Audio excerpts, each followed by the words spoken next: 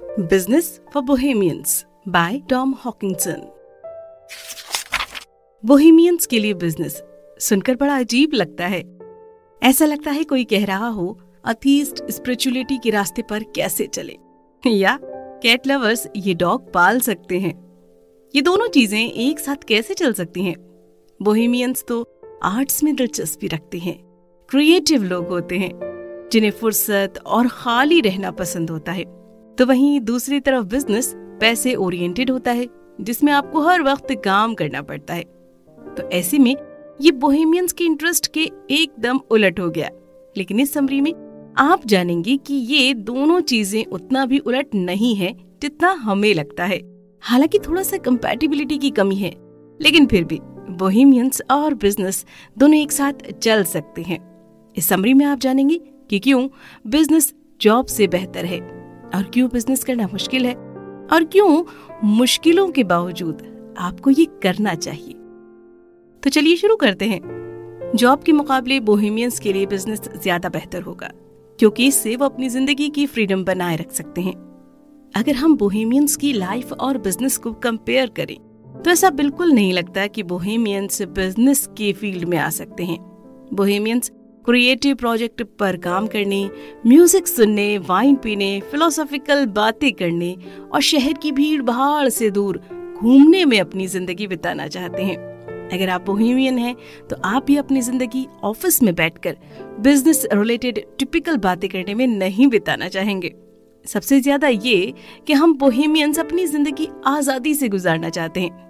लेकिन अगर हम दौलतमंद नहीं हैं तो अपने खर्चे उठाने के लिए हमें कमाना पड़ेगा। उसके लिए हमारे पास दो ही ऑप्शंस बचते हैं, जॉब या बिजनेस। अगर जॉब की बात करें तो इसका सीधा सा मतलब है कि अपने आप को किसी और की अथॉरिटी में दे देना, और अक्सर ये अथॉरिटी जॉइंट कंपनीज की होती है। इसे वेज सैलरी कहने की वजह है इसमें सिर्फ लो पेड वर्कर ही सफर नहीं करते। अगर आपकी सैलरी ज्यादा भी है तब भी आप किसी के अथॉरिटी में ही हैं और आपका काम किसी और के लिए ही है। इसमें कोई शक नहीं है कि बहुत सारे बैंकर्स और लॉयर्स दुखी हैं, क्योंकि वो बहुत पैसे कमाते हैं, लेकिन फिर भी उनकी मेहनत का हर घंटा किसी और के लिए लिखा हुआ है। बस आप वो नौकर हैं जिसके पास पैसा ज्यादा है। इससे बचने का एक ही ऑप्शन है, आप अपने लिए काम करें। और अपने लिए काम करने का मतलब है बिजनेस, चाहे वो फ्रीलांसिंग हो, एंटरप्रेन्योर के तौर पर हो, या फिर स्मॉल बिजनेस। इनमें से कोई एक चुनकर आप डिसाइड कर सकते हैं कि आप क्या करेंगे और कैसे करेंगे। आपके प्रोडक्ट और सर्विस क्या होगी, आप कब और कहाँ काम करेंगे, किसके साथ काम करेंगे, इन सभी सवालों का जवाब खुद को ही देना पड़ेगा। इसका मतलब आप अपने बनाए रास्ते पर चलेंगे, अपने लिए चीयर करेंगे। क्या बिजनेस के रास्ते पर चलने के लिए आइडियाज का होना जरूरी है? हाँ, बिल्कुल। लेकिन ये एक रिवॉल्यूशनरी रास्ता भी है। आप जो भी कर सकते हैं अपने लिए, किसी और के लिए नहीं। आप अपनी जिंदगी को अपने हाथ में रख रहे हैं, न कि इसकी डोर किसी कॉर्पोरेट मास्टर के हाथ में थमा रहे हैं। आप पहले से किसी के द्वारा बनाए गए रास्ते पर चलने की बजाय इस दुनिया को कुछ नया दे रहे हैं। मतलब जब आप बिजनेस शुरू करते हैं तो बोहेमियंस होने के नाते आजादी के लिए तरसते नहीं, बल्कि इसे अपनी मुट्ठी में कर लेते हैं।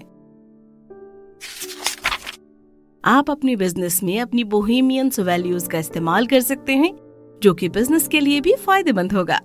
एक बार किसी के गैराज में एक छोटे से स्टार्टअप ने जन्म लिया, और धीरे धीरे एक दिन वो इतना बड़ा कॉर्पोरेशन बन गया कि इकोनॉमी का हर सेक्टर उसके पीछे लामबद्ध हो गया।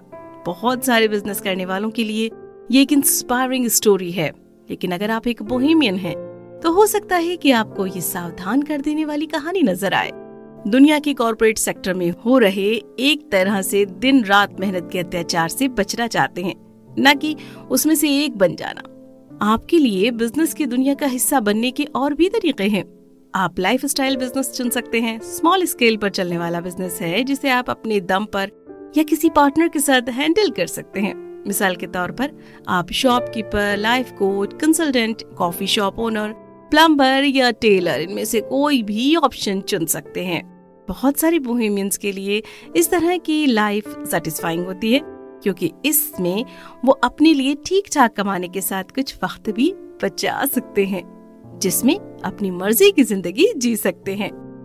अगर आपको लगता है कि आप इनमें से कोई बिजनेस चुन सकते हैं तो बहुत अच्छी बात है। इस तरह के बिजनेस से आपको अपने खर्चे भी पता चल जाएंगे और अपनी बोहेमियंस वैल्यूज से आपको कॉम्प्रोमाइज भी नहीं करना पड़ेगा। लेकिन अगर आप कोई बड़ा एम्बिशन रखते हैं तो वो और अच्छी बात है, क्योंकि आपके पास आपका मिशन या दुनिया को देने के लिए कोई मैसेज हो सकता है। ऐसे में आपको अपना मकसद हासिल करने के लिए अपने बिजनेस को आगे बढ़ाना पड़ेगा। इसका ये मतलब नहीं है कि आप किसी बड़ी कंपनी के हेड और अपनी फील्ड के टाइकून बन जाएंगे। इसके लिए आप कुछ ऐसे कोवर्कर्स को हायर कर सकते हैं जो फ्रीलांसर्स के एक बड़े ग्रुप के साथ काम करें, या फिर आप अपने मकसद को हासिल करने के लिए इन्वेस्टर्स की भी मदद ले सकते हैं। ऑथर ने आइडिलियर के मामले में भी ऐसा ही किया, जिसकी शुरुआत एक मैगजीन के तौर पर हुई, लेकिन बाद में ये और बढ़ता गया।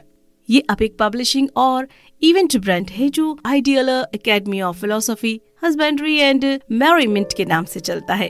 लाइव इवेंट, वर्कशॉप और फेस्टिवल के साथ ही ये ग्रीक फिलोसफी से लेकर calligraphy, creative writing, gardening, playing, ukulele जैसे अलग अलग तरह के टॉपिक पर ऑनलाइन कोर्सेज ऑफर करता है।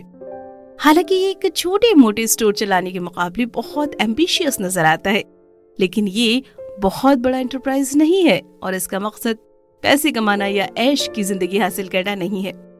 ये समाज में रहने वालों पर पॉजिटिव इम्पैक्ट डालने के साथ ही ऑथर और उनके साथ काम करने वालों को गुजारा करने के ठीक ठाक इनकम प्रोवाइड कर देता है। कुछ साल पहले तक Idler Academy of Philosophy, Husbandry and Merriment सिर्फ कोई ऑनलाइन डिजिटल प्लेटफॉर्म नहीं था, ये एक फिजिकल प्लेस थी जहां आप जा सकते थे। 2011 में लॉन्च हुआ। ये प्लेटफॉर्म ओरिजिनली लंदन के वेस्ट साइड नेबरहुड के नॉटिंग हिल में मौजूद एक कॉफी हाउस, बुक स्टोर और इवेंट वेन्यू और एडल्ट एजुकेशन सेंटर था। वहाँ पर ऑथर अपने पार्टनर और कुछ एम्प्लॉयज के साथ कॉफी और बुक बेचने के साथ लेक्चर और वर्कशॉप ऑर्गेनाइज करते थे। अगर आपको ये किसी सपने की तरह लगता है तो हाँ, ये सपना ही था, लेकिन नाइटमेयर टाइप का। अपना खुद का बिजनेस करना आपको आजादी देता है, लेकिन इस आजादी के साथ बहुत सारी जिम्मेदारियां भी आती हैं। कस्टमर को खुश रखने के लिए एम्प्लॉयज मैनेज करने, फ्रीलांसर्स को पैसा देने, टैक्सेस भरने, रिकॉर्ड रखने जैसे काम करने पड़ते हैं। मेल चेक करने जैसा काम आपको रोज करना पड़ता है। आपको ये सारे काम वक्त पर पूरे करवाने के साथ ही साथ अपने मुनाफे पर भी फोकस करना है। कहना करने से बहुत आसान है। जैसा ऑथर को लगता था कि कॉफी बेचना बहुत आसान काम है, लेकिन ऐसा हुआ नहीं। कॉफी सर्व करने के मामले में ऑथर को लगातार कंप्लेंट्स मिलती थी। कभी कस्टमर्स कहते थे कॉफी बहुत ठंडी है, तो कभी कस्टमर्स कुछ और कंप्लेंट लेकर आते थे। और ऐसा भी था कि सर्विस बहुत स्लो थी और उनके साथ ही सेल्स भी। कभी कभी तो सिर्फ कुछ माएं अपने बच्चों को लेकर आती थी, घंटों भर बहुत सारी जगह ऑक्यूपाइड करके रखती थी और बस 2 कप कॉफी ऑर्डर करके 5 यूरो का बिल भर के चली जाती थी। कभी कभी तो कस्टमर आकर सोया मिल्क मांगते और वहाँ के स्टाफ का ना में जवाब होता। कस्टमर नाराज होकर वहाँ से चले जाते और कहीं और से खरीद लेते। सीधा जवाब तो ठीक है, लेकिन क्या सच में कॉफी का बिजनेस करके वो कैफे सोया मिल्क नहीं रखता था? हाँ, कैफे में सोया मिल्क का ना होना बहुत छोटी सी बात है, लेकिन हर रोज ऐसी बहुत सी छोटी छोटी बातें होती थी। इन सभी प्रॉब्लम को ठीक करना था, क्योंकि जब आप सही फैसले लेते हैं तो बिजनेस चलता है और तभी पैसे आते हैं। ट्रेडिशनल बिजनेस के तरीकों को फॉलो करके आप एक बोहेमियन के तौर पर अपनी आजादी बनाए रख पाएंगे। अगर कॉफी सर्व करने जैसी कोई सिंपल चीज इतनी मुश्किल हो सकती है, तो बिजनेस चलाने से जुड़ी दूसरी चीजें कैसी होंगी?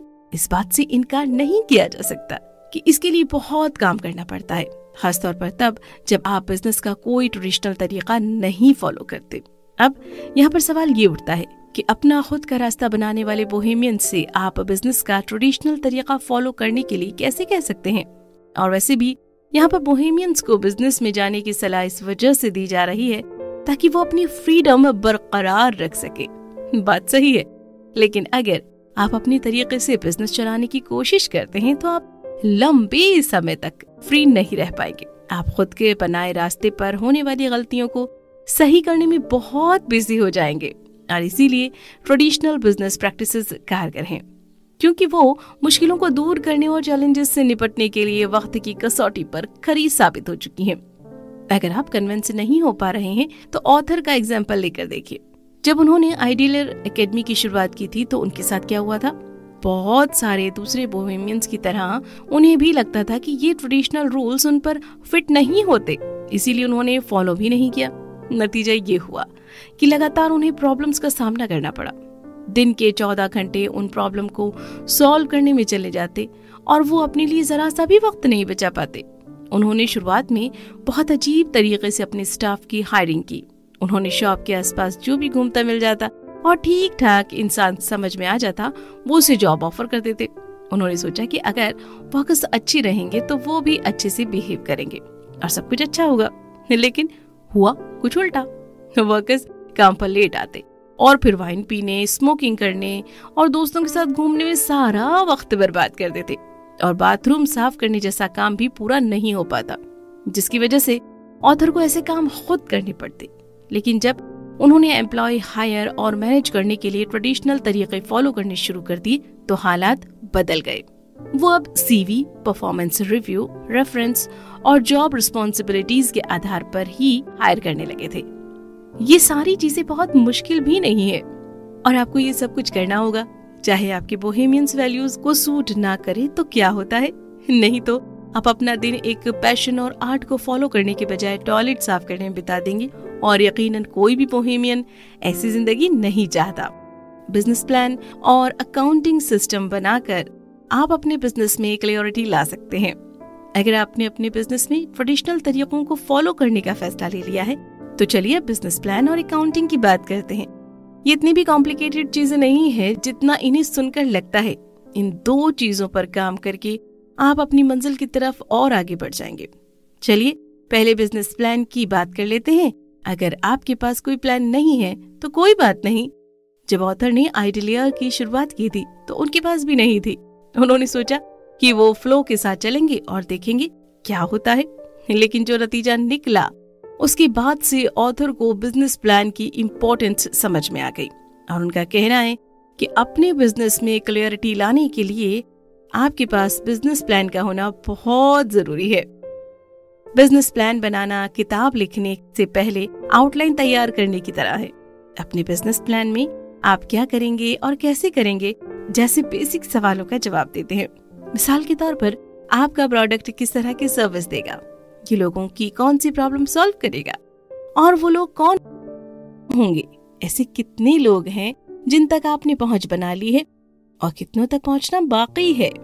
आपके मन में इस तरह के सवाल पैदा करने से आप बिजनेस में पैसा लगाने से पहले ही अपने बिजनेस आइडिया के बारे में सोच सकेंगे। और अगर पैसों की बात करें तो आपको सोचना होगा कि आपके बिजनेस में किस तरह के खर्चे आएंगे। आपको क्या लगता है कि पहले साल में आप कितना रेवेन्यू जनरेट कर लेंगे? अगर आपके पास इस तरह के सवाल के जवाब होंगे तो आप आइडिया लगा सकेंगे कि बिजनेस शुरू करने के लिए आपको कितने पैसों की जरूरत है। एक बार आपका बिजनेस खड़ा हो जाता है तो आपको पैसे के आने और जाने का रिकॉर्ड रखना ही पड़ेगा और यही एक अकाउंटिंग का रोल आता है। ये आपके बिजनेस की फाइनेंशियल कंडीशन का ट्रैक रखता है। हो सकता है कि आप नंबरों की झमेले में ना पड़ना चाहते हो, लेकिन सोचिए कि अगर आप अपने बिजनेस के फाइनेंस का ट्रैक नहीं रखेंगे तो आपको कैसे समझ में आएगा कि आपका बिजनेस कैसा चल रहा है। हो सकता है कि आपको अपने बिजनेस में चल रही फाइनेंशियल प्रॉब्लम का पता ही न चले और जब पता चले तो आप बैंकरप्सी के कगार पर पहुंच चुके हो। क्या अकाउंटेंसी बोहेमियंस लाइफस्टाइल को मैच करती है? नहीं, लेकिन ये आपको कंगाल होने से जरूर बचा सकती है। बहुत कम कीमत मत रखिए। उम्मीद है कि आपको अकाउंटिंग का आइडिया अच्छा लगा होगा और आपने अपनी स्प्रेडशीट तैयार कर ली होगी या फिर कोई अकाउंटेंट हायर कर लिया होगा। अब आपको अकाउंट का काम करने के लिए नंबर की जरूरत होगी, मतलब पैसा। इसलिए बिजनेस को चलाने के लिए पैसा बैकबोन है। ये बात मायने नहीं रखती कि आपका आइडिया कितना ग्रेट है। इस आइडिया पर बने रहें और बिजनेस को आगे बढ़ाने के लिए आपको प्रॉफिट कमाना ही होगा। आप पैसा कैसे कमा सकते हैं? इस सवाल का जवाब चंद शब्दों में दे पाना मुश्किल है, लेकिन हम ऑथर के एक्सपीरियंस से कुछ सीख सकते हैं। एक अच्छे बोहेमियन के तौर पर आप अपने प्रोडक्ट की कीमत कम से कम रखना चाहेंगे। आप अपने कस्टमर का ज्यादा खर्चा नहीं करवाना चाहेंगे। हो सकता है कि आपको उनसे कमाई करने के लिए शर्मिंदगी महसूस हो। आप ये भी चाहेंगे कि ज्यादा से ज्यादा लोग आपका प्रोडक्ट खरीदें, क्योंकि आपके प्रोडक्ट की कीमत बहुत कम है, इसीलिए सेल भी ज्यादा ही होगी, है ना? हाँ, ये बात सही है कि ज्यादा कम कीमत रखने से बिक्री ज्यादा होती है, लेकिन कीमत बहुत घटा देना सिर्फ बड़ी बड़ी कंपनियां ही अफोर्ड कर सकती हैं। अपने एक प्रोडक्ट की कीमत घटाकर फायदा कमाने का आइडिया बहुत अच्छा है, लेकिन इससे अमेज़न जैसी जॉइंट कंपनियों के लिए कारगर साबित होता है। लेकिन आप अमेज़न तो नहीं है, आपकी और आपके एम्प्लॉयज की जिंदगी इसी की सेल से चलती है। और अगर आप अपने प्रोडक्ट की कीमत बहुत कम कर देंगे तो आप सरवाइव नहीं कर पाएंगे। जब ऑथर ने आइडिलियर एकेडमी में लेक्चर ऑर्गेनाइज करवाने शुरू किए तो उन्होंने सोचा था कि हर टिकट पर 10 यूरो लेना काफी होगा। 30 लोगों के इवेंट में आने और स्पीकर की फीस 250 यूरो होने की वजह से ऑथर को सिर्फ 50 यूरो का फायदा होता। कुछ वक्त बाद ऑथर को एहसास हो गया कि ये एक सस्टेनेबल बिजनेस मॉडल नहीं है। अब वो हर टिकट पर 20 या 30 यूरो लेते। कुछ लोगों ने कंप्लेंट जरूर की, लेकिन ऑथर के इस फैसले से हम 2 थंब रूल जान सके। पहला ये कि आपको जो भी अमाउंट ठीक ठाक प्राइस लग रहा है, बिल्कुल उसके डबल चार्ज कीजिए। और दूसरा रूल, अगर आपके चार्जेस को लेकर कुछ लोग कंप्लेंट कर रहे हैं तो ये इस बात का साइन है कि आप सही अमाउंट चार्ज कर रहे हैं। और अगर कोई कंप्लेंट नहीं कर रहा है तो आपका चार्ज बहुत लो है। आप अपनी फंडिंग कहाँ से लेंगे, इस बारे में सोच समझ कर फैसला कीजिए। अपने प्रोडक्ट के लिए सही कीमत तय करना आपके बिजनेस सर्वाइकल के लिए बहुत जरूरी है, लेकिन उससे पहले आपके पास बेचने के लिए कोई एक्चुअल प्रोडक्ट होना चाहिए और उससे भी पहले कोई भी प्रोडक्ट बनाने के लिए आपके पास पैसा होना चाहिए। एक पुरानी कहावत है ना कि पैसा ही पैसा बनाता है। अगर आप कंसल्टेंट हैं या किसी फील्ड में नहीं जा रहे हैं जिसके लिए प्रोडक्शन कॉस्ट की जरूरत होती है, तो आपको अपने बिजनेस को शुरू करने और इसे आगे बढ़ाने के लिए पैसे की जरूरत पड़ेगी। आपके पास पैसे की जरूरत को पूरा करने के लिए लोन लेने, अपना घर गिरवी रखने, क्राउड फंडिंग, इन्वेस्टर ढूंढने या फिर अपने फैमिली फ्रेंड से पैसे मांगने जैसे कई रास्ते हैं। इनमें से हर ऑप्शन के अपने फायदे और नुकसान हैं। कुछ बोहेमियंस के तौर पर आपके फ्रीडम से भी जुड़े हैं। जैसे कि अगर आप सेल्फ एम्प्लॉयड हैं तो बैंक से लोन लेने के लिए मनाना थोड़ा मुश्किल होगा। एक बार आप उन्हें मना लेते हैं तो उन्हें सिर्फ अपने इंटरेस्ट से मतलब होगा। हो सकता है कि आपके दोस्त या फैमिली मेंबर आपकी मदद करना चाहें, लेकिन एक बार जब बिजनेस में उनका पैसा लग जाएगा तो वो बिजनेस के बारे में आपको सलाह देने लगेंगे। और जब ट्रेडिशनल इन्वेस्टर्स की बात की जाए तो ये बात और भी सच साबित होती है। फ्रेंड्स और फैमिली की तरह वो सिर्फ सलाह नहीं देते हैं, बल्कि आपको अपनी सलाह मानने पर मजबूर कर सकते हैं, क्योंकि वो आपके बिजनेस में इन्वेस्ट कर रहे होते हैं, चैरिटी नहीं देते। वो ज्यादा से ज्यादा पैसा कमाना चाहते हैं। इसीलिए अगर उनको नजर आएगा कि आप सही रास्ते पर नहीं चल रहे हैं तो वो आपके बिजनेस में दखलंदाजी करने लगेंगे। मिसाल के तौर पर हो सकता है कि वो आपके पार्टनर को निकाल कर किसी और को उनकी जगह हायर कर दें। वहीं दूसरी तरफ अगर आप ट्रेडिशनल बिजनेस इन्वेस्टर से पैसे लेते हैं तो वो आपको अच्छा खासा पैसा दे सकता है। अगर आप अपने बिजनेस को छोटे लाइफस्टाइल बिजनेस से बढ़ाकर किसी बड़ी कंपनी में तब्दील करना चाहते हैं तो ये बहुत फायदेमंद साबित हो सकता है, लेकिन इसकी अपनी कीमत भी है। आपको अपनी इंडिपेंडेंस और अथॉरिटी से कॉम्प्रोमाइज करना पड़ सकता है। कहने का मतलब ये नहीं है कि आपको ट्रेडिशनल इन्वेस्टर्स की तरफ नहीं जाना चाहिए। बस सारी चीजें अच्छे से एनालाइज करके डिसाइड कीजिए कि आपके लिए क्या बेहतर होगा। अगर आप स्मॉल लेवल पर ही ऑपरेट करते हैं तो आपको अपनी इंडिपेंडेंस से कॉम्प्रोमाइज नहीं करना पड़ेगा, अदरवाइज आगे बढ़ने के लिए कुछ तो कुर्बान करना ही होगा। तब तक आगे बढ़ते रहिए और हार मत मानिए जब तक कि इसके पीछे कोई बहुत बड़ी वजह ना हो। चाहे आप स्मॉल बिजनेस चलाएं या उसे लार्ज स्केल पर, मुश्किलें तो आनी ही हैं। एक सस्टेनेबल बिजनेस चलाना मुश्किल काम है और आपको इस रास्ते पर बहुत सारी मुश्किलों और चैलेंजेस का सामना करना पड़ेगा। आपका प्रोडक्ट फेल होगा, कस्टमर की शिकायतें आएंगी, एम्प्लॉयज अच्छे से काम नहीं करेंगे, बेसमेंट में जाकर वाइन पियेंगे और नशा करेंगे। हाँ, हो सकता है कि लास्ट वाली बात सिर्फ ऑथर का एक्सपीरियंस हो, लेकिन कहने का मतलब सिर्फ इतना है कि एम्प्लॉयज को मैनेज करना भी आसान नहीं है। अगर आपने सेल्फ हेल्प बुक पढ़ रखी होगी तो आप एक्सपेक्ट कर रहे होंगे कि हम यहाँ पर आपको बताएंगे कुछ भी हो जाए हार मत मानिए, आगे बढ़ते रहिए। लेकिन नहीं, हर बार ये सलाह सही साबित नहीं हो सकती। आपको अपनी बिजनेस जर्नी में एक ऐसा वक्त एक्सपीरियंस करना पड़ सकता है जिसे ऑथर बोहेमियंस वॉबल कहते हैं। ये वो दौर है जब आपके दिमाग में पूरे बिजनेस को लेकर शक पैदा होने लगेगा। आप सोचने लगेंगे कि आखिर मैंने ट्रेडिशनल जॉब क्यों नहीं की। आप उन लोगों से जलने लगेंगे जो जॉब पर जाकर अपना कुछ वक्त देते हैं और बदले में उनको महीने की सैलरी मिल जाती है। लेकिन इससे पहले कि आप अपना मन बना लें और कंपनी को अपनी सीवी भेजने लगें, एक बार फिर सोचिए कि आपने बिजनेस कैसे शुरू किया था। अपनी फ्रीडम के लिए ना। हो सकता है कि आपका बिजनेस नाइटमेयर बन गया हो, लेकिन फिर भी ये नाइटमेयर है तो आपका ही। दूसरों के बनाए हुए बुरे हालात में रहने से बेहतर है कि आप अपनी बनाए हुए कॉम्प्लिकेटेड हालात में रहें। इसके साथ ही अगर आप अपने बिजनेस के लिए काम करते रहेंगे तो आपको कुछ बेहतर एक्सपीरियंसेस भी होते रहेंगे, जैसे कि अपने खुद के लिए काम करने की आजादी, कुछ नया बनाने की खुशी और लोगों की जिंदगी में पॉजिटिव असर डालने का सुकून। कहने का मतलब है कि अगर आपका बिजनेस चल नहीं रहा है और आपको कुछ समझ में नहीं आ रहा है तो आप अपने फैसले पर दोबारा गौर कर सकते हैं, क्योंकि एक बोहेमियन बिजनेसमैन होने के नाते आपके पास ही आजादी होनी चाहिए। आपको बिजनेस में बने रहने के लिए कोई फोर्स नहीं कर रहा है। अगर ये आपको सही नहीं समझ में आता तो आप पीछे हट सकते हैं।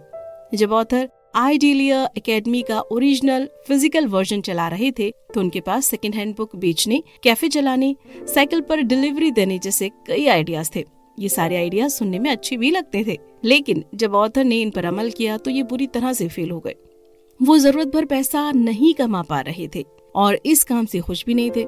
इसीलिए उन्होंने 5 साल बाद इसे बंद करने का फैसला कर लिया। लेकिन एक डिजिटल प्लेटफॉर्म के रूप में आइडिलियर एकेडमी कामयाब है। वो कहते हैं ना, कहीं पहुंचने के लिए कहीं से निकलना पड़ता है। वैसे ही बेहतर आइडियाज पर काम करने के लिए कुछ आइडिया पर गिव अप करना पड़ता है।